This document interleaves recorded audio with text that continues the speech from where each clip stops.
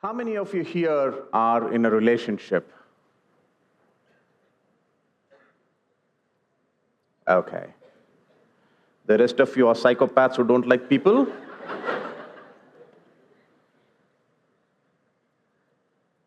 The romantic connotation has taken over in the recent years. When we say I'm in a relationship, we automatically assume it's a romantic relationship.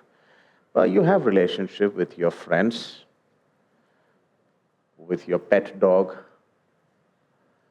kind of with your manager, and hopefully with your spouse. How many of you are in a relationship with God? This is easy. This is easy because it's easy to work with God, difficult to work with human relationships. As a counseling psychologist, I see a bunch of people every day.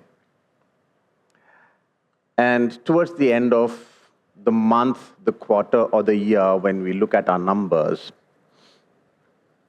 in terms of the number of clients that come to us and the number of counseling hours that we put in, relationship is always at the top, taking a little more than 60% of our effort. So obviously, relationships are important.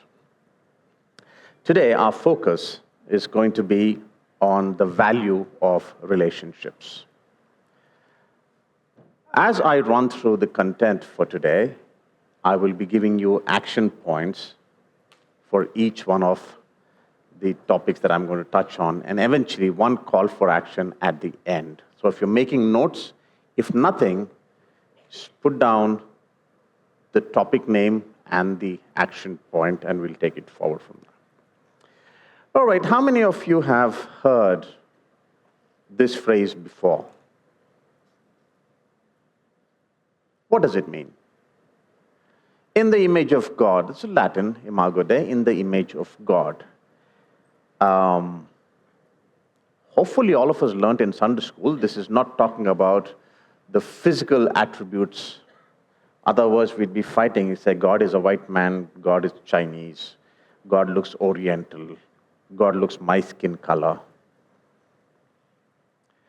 We are talking about how we are made in the image of God, not physical attributes, but multiple things. I'll roll out a few here. One is the essential image of God, which is just us having a soul.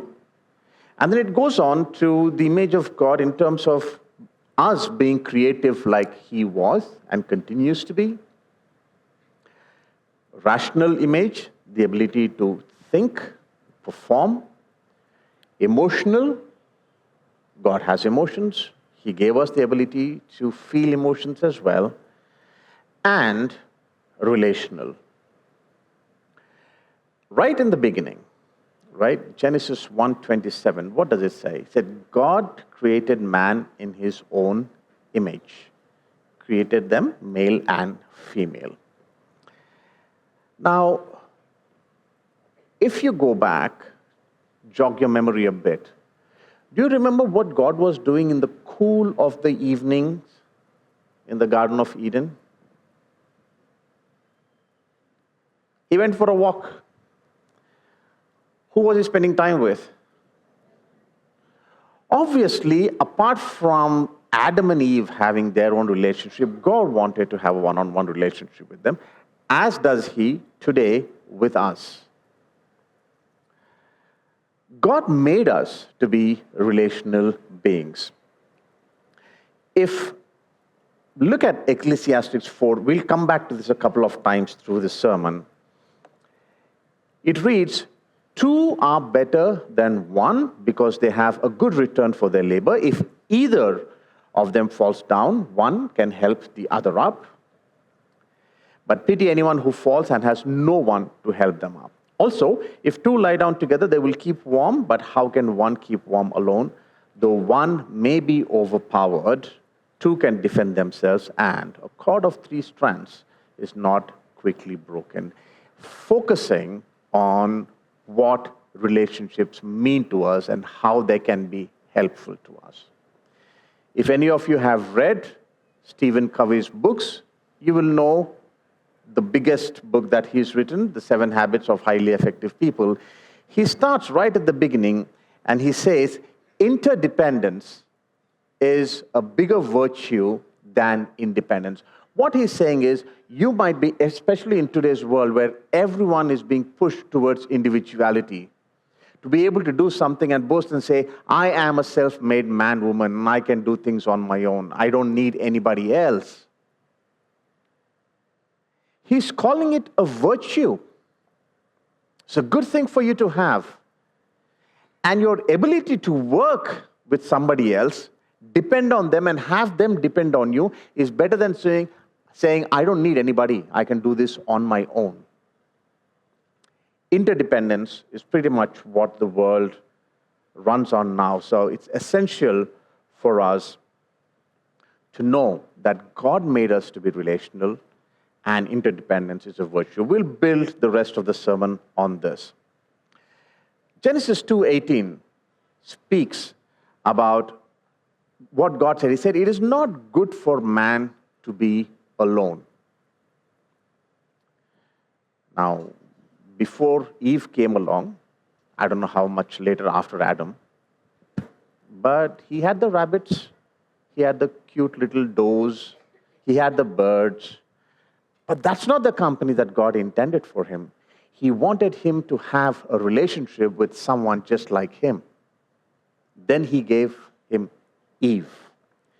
That is the beginning of the design of relationship in our lives by God. Loneliness contradicts God's design. Loneliness is a growing epidemic in today's world. The worst hit, if you read current news, is Japan, where if you go missing, people won't know you're missing for months or years also. They have a word for people who go missing also. People are lonely. There's no one to talk to. People are lonely in a crowd. There are some people probably here who are lonely while sitting here with this other couple of hundred people. We are not made to be lonely. We are made to be with each other. We'll talk about some of the relationships and how we are going to be together. Loneliness contradicts God's design. So please, my action point here is prioritize building and maintaining meaningful connections. Initiate. Maybe some of you are introverts who can't walk up to a new person and say, hey, I'd like to have a chat with you. But try. If you see someone struggling, maybe you can start a conversation saying, I've seen you around church, I've seen you around work, and you're always around. Could I just sit down and have a word with you? There is strength in unity. Ecclesiastes 4, 9, 10, like I said earlier, we'll repeat again. If either of them falls, one can help the other up. Relationships provide support, encouragement, and accountability. Who do you talk to when you're faced with a difficult situation? Who are you accountable to when you feel yourself wanting to do something that is not right for you or for somebody else? It is when we support each other that we grow together. A sense of accountability is essential. I have clients who come to me with sometimes some habits and addictions that they're struggling to work with. And we borrow a practice from the Alcoholics Anonymous. We say, could you find yourself an accountability partner? Someone who's going to check on you every time you feel that you're going to slip and do that thing you never wanted to do. The AA, Alcoholics Anonymous, they call him the sponsor. So if you're struggling to get out of your alcoholism and you're stuck in a party where alcohol is flowing, or you're just passing the wine shop and you feel like you want to get a bottle for yourself, all you have to do is call your sponsor and say, hey, I'm in a tight spot. I'm lonely. I feel like getting a bottle for myself. The sponsor is going to show up, spend half an hour, 1 hour with you, help you tide over those feelings for the moment so that you're safer.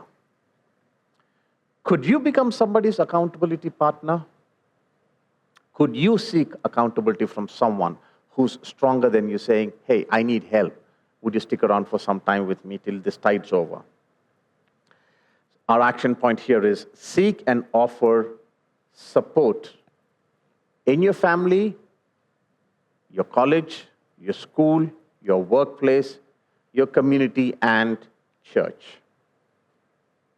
Seek and offer support.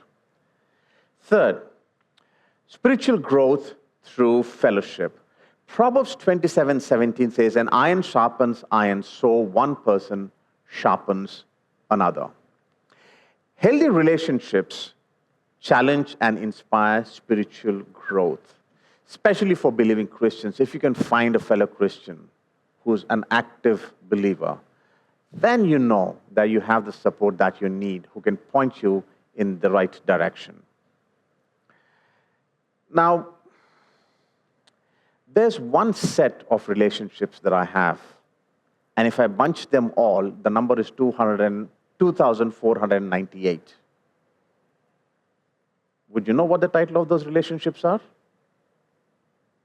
Facebook.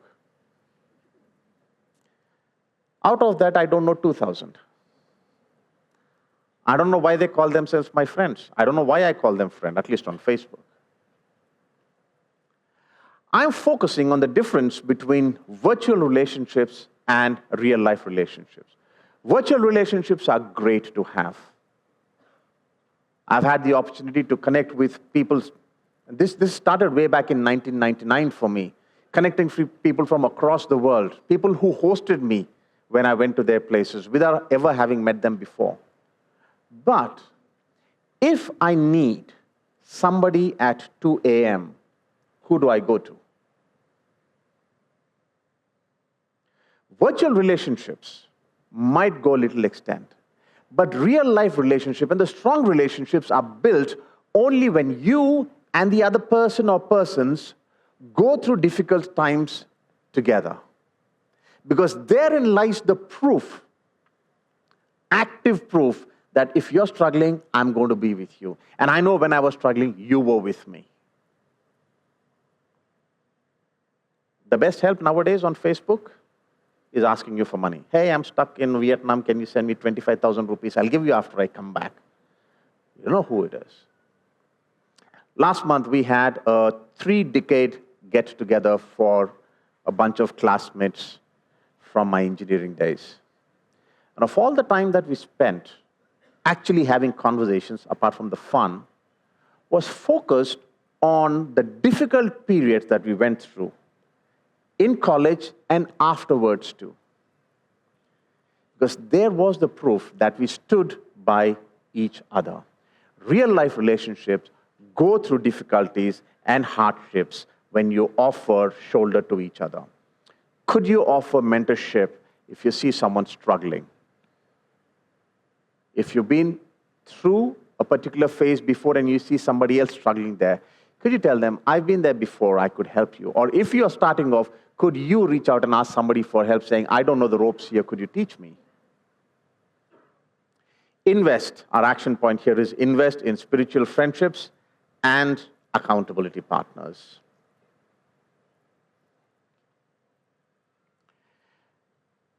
My next point is going to be slightly lengthier because we are going to focus on everyday relationships.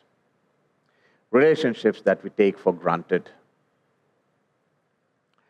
Let's start with the first one. Like I said, relationships, in my practice, the number one relationship is marriage. More people come to me for marriage than for anything else. Genesis 2:24 says, and the two shall become one. Two strangers, so to speak, in the Indian cultural landscape. Or even if it's a marriage of choice for you, you pick someone and say, I'm going to get married to you. Remember, this is a relationship of choice. You couldn't choose your parents. You did not choose your siblings. And for many of us, we couldn't choose our relatives also. We have to live with them or not. But this relationship, even if it's an arranged marriage, you're choosing to get married. You're choosing this someone to come into your life. And when we say these two shall become one, you've taken this person who was not known to you maybe until 6 months ago or 6 days ago in some cases, and you've made that person the most important person in your life. So suddenly, mom, dad, siblings, friends, everybody drops one level in priority list. Because now you have a brand new entry on speed dial 1. And now we understand why everybody is peeved and we start having in-law problems, right? Because you demoted me for that person. But that is the fact of life. When you get married, you are taking somebody to be part of yourself, and that becomes the most important relationship in your life because you service every other relationship together. Now, they say 80% of your happiness or sadness comes from this one relationship, the decision of who you're going to get married to. Let's look at the more practical everyday life. 80% of your frustrations, 80% of your conflicts probably come from this one relationship because nowhere else do you make as many and as important decisions as you do here together with your spouse. Which would obviously mean that we need more forgiveness here in these relationships. You and your spouse, you will have more conflicts. So you can't come home and say, I fight only with you so much, I don't fight with anybody else so much, because you don't have that relationship with everybody else. You don't make as many decisions, as important decisions with anybody else except here. So there's going to be more conflict just by virtue of the number of decisions taken here, which means you need more forgiveness here as well in your marriage. For those of you who are committed to ministry, family comes above ministry. Family is your first ministry. If you can't take care of these 3 people at home, don't bother about the 3,000 out there. Because if each of us take care of our 3 people, ministry is done. Pay attention to this relationship of choice that you picked up. We are called to show God's love and forgiveness in this relationship more than in any other. Let's talk about parenting. Proverbs 22:6 says, train up a child in the way he should go. Even when he is old, he will not depart from it. If you are a parent, if you are ever going to be a parent, that is the one relationship in which you leave the most impact in your life. Your spouse spent 25 years before meeting you. Your parents, much more than that. You got it from them. So in terms of impacting another life, your child is where you have the most impact in your life. With children, more is caught than taught. You tell them it's here and out. But what they watch you say, how you behave, how you make decisions, they keep watching you for 20, 25 years, and in all probability, that is exactly how they're going to be in their relationships. Which means, if you were to measure how good your parenting is, you can do that only after 20 years. And if you want to make a correction, it's too late. Their minds are fixed. You really can't change. So pay attention to this one relationship where you are teacher, mentor, everything for your child. Be careful of what you are teaching them. Children tend to forget about their parents for a bit. They will stray from your teachings when they're teenagers. But if you have spent enough time teaching them with their children, even if they go astray, they know what to come back to when they realize they're going down the wrong path. Have you left them with enough lessons for them to come back to? Remember, this is not a call for you to be an authoritarian parent. An authoritarian parent is, I'm the boss, I tell you, you just shut up and do what I tell you to do. The call is for authoritative parenting, where you enable the child to try and experiment on things that you taught yesterday, and if they go wrong, or if they try to do something bad, you pull them back saying, hey, I'm still here, and I'm going to correct you. Not authoritarian saying, I'm the boss, don't question me, but authoritative saying, you have a certain degree of freedom, but if you're going astray, I will pull you back. Let's talk about parents and siblings. Exodus 20:12. Honor your father and your mother that your days may be long in the land that God is giving to you.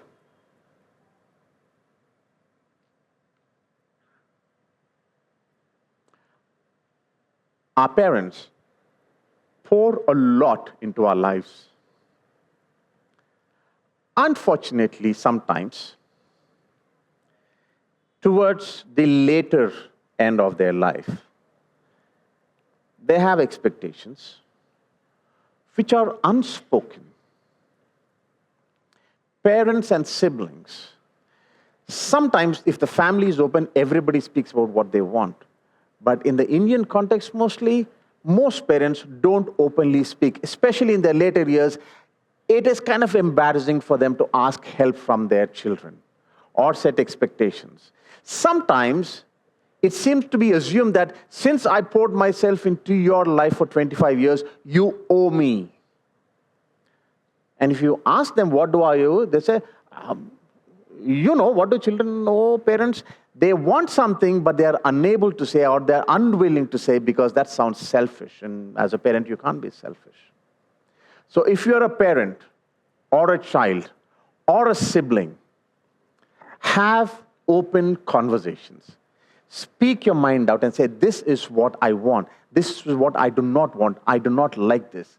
Because this is where you have one of your earliest, strongest relationships. You should be able to speak your mind. Now, some people tend to change this a little bit. And what happens is, honor your father and mother is interpreted as obey your mother and father, which means a call for blind obedience. Whether you like it or not, you just do it because I'm telling you to do it. So some children struggle when they find what their parents are doing is wrong, or they disagree with their parents. They don't know how to say it. Oh, but the Bible says, honor your father and mother. Yes, please do honor them. Don't insult them publicly, but you can very respectfully say, I disagree with what you are saying. Because if you're saying you and I are both of Christian faith, then let's look at if this is okay in the eyes of God. If not, I disagree with you. You are welcome to disagree, just do it respectfully. So honoring is not blind obedience.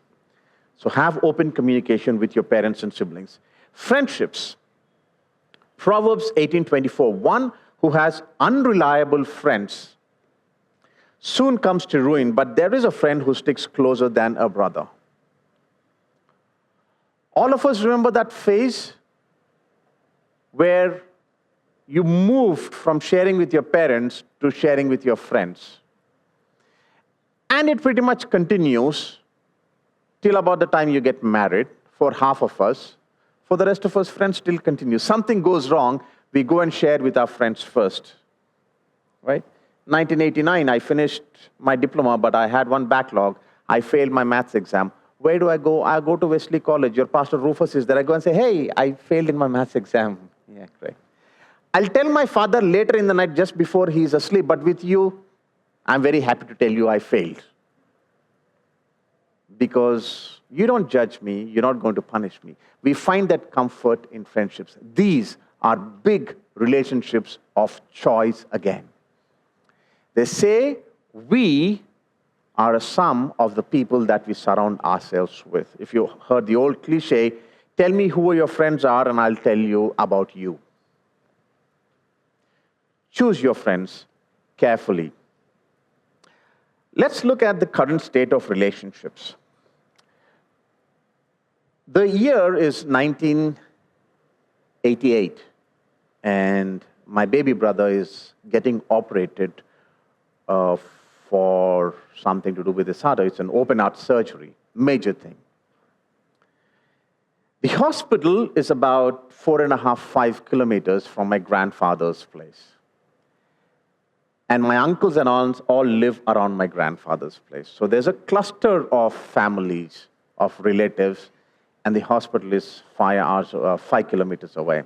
My job as an 18-year-old was to take packed breakfast, lunch, and dinner for my brother and my parents who were in the hospital every single day. So they had a timetable. All my uncles and aunts, they put together and say, Monday breakfast, Monday lunch, Monday dinner. Okay, Tuesday breakfast, Tuesday lunch, Tuesday dinner. This is what we did for 3 months. Last year, my wife and I were down with COVID. So we also called Swiggy. Say, can you bring us one biryani? Apollo Pharmacy, can you send me my medicines? I'm not able to drive. I'll call Ola, Uber. While these are conveniences of modern times that are very, very helpful, somehow it seems easier for us to get work done with them than maybe we give reasons like, I don't want to trouble them, or I had a fight with him last month, I don't want to talk to him, so I won't ask him. I can pick a fight with the Ola guy because after the ride, I don't have anything to do with him. But if I ask my sibling, my brother, my aunt, I might owe them something, and I don't want to give them that power. We are moving from relationships to services. Again, it is a convenience, yes, but do we have people around us that we can call if and when we need anything at all?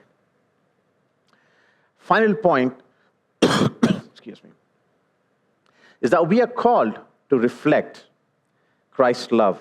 John 13:34-35 says, love one another. By this, everyone will know that you are my disciples. Our relationships are a testimony to the world. You give somebody a Bible, you drag them to the church service, nothing really works if they don't see you living what you're trying to preach them. And people are attracted to those who are walking in the Christian faith because they see something different in them. The way they react, the way they speak, the way they treat each other, especially when they are treated differently. They say, something is different about you. I want to know why you are different. And if you're able to say, my faith is what causes me to treat people differently, then they'll be attracted to you. Invest in real-time relationships. Genuine love and unity attracts others to Christ. Let that be your Christian faith calling card. Our action point here is be patient, show sacrificial love to people, and practice forgiveness. In conclusion, we are created for connection, strength in unity, spiritual growth, and to reflect Christ's love. Could I ask you all to just get your phones out? That little rectangle things in your pockets and purses? Okay. If you have your sibling next to you, your spouse next to you, you could probably have a conversation here. I want you to think of one relationship that is really not going well right now.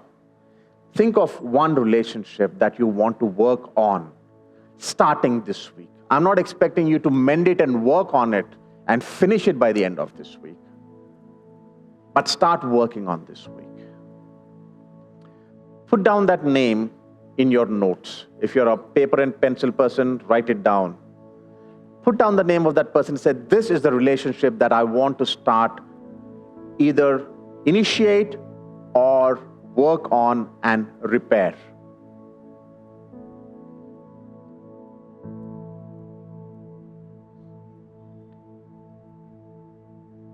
Now I'm going to take it a step further. Since you did not put your phone on airplane mode, you should be able to access WhatsApp. Find that person and say, hey, I need to talk to you this week. This is you committing to getting started. You might do it tonight or maybe Saturday or next Sunday morning. It's okay. Think of a relationship that you are willing to initiate or repair starting this week. Let's say this prayer, all of us together. Heavenly Father, we are grateful for the relationships you have placed in our lives. Help us to nurture the ones that are thriving, strengthen those that need more effort, reach out to mend the ones that are broken, and in every relationship, may we reflect the love and grace we receive from you. God bless you.